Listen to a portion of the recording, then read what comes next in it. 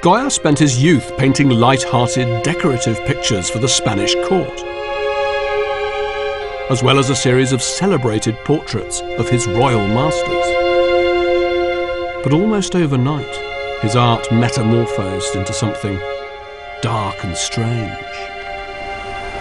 It's this work that fascinates me, and it's why he's now known as one of the fathers of modern art.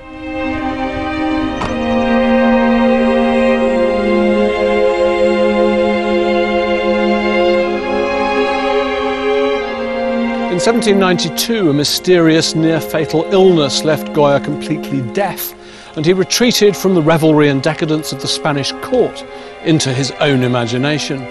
The result was a far darker style, nightmarish, grotesque, increasingly pessimistic.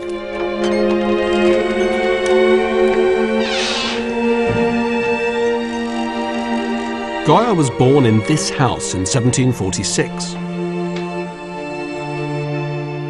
Almost 60 years later, war ravaged his beloved Aragon.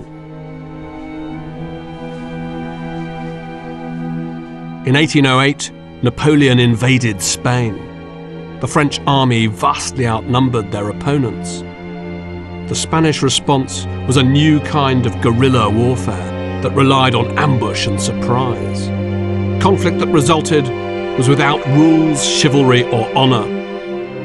Women and children were murdered, there was mass rape, and corpses were mutilated. And Goya saw it all. Goya's response was a series of 85 etchings known as the Disasters of War, which were considered too dark and desolate to be published in his own lifetime. One of the things that's brilliant about them is that Goya has taken the medium of the etching, the portfolio that you leaf through, that traditionally connoisseurs of art would hand around at the dinner table, and he's taken that and given you the last thing you want to look at. What you get is this terrible sense of building, growing atrocity, as if Goya's saying, well, how bad can it get? You think it can't get any worse? I'll show you worse. Look at this. This is still worse, he writes. In some ways, the most revealing image of all is the very first. What we see is an image that immediately evokes the religious certainties of the Christian past. It's a man on his knees with his arms outspread. And you think this looks like Christ in the Garden of Gethsemane. But no, it's not.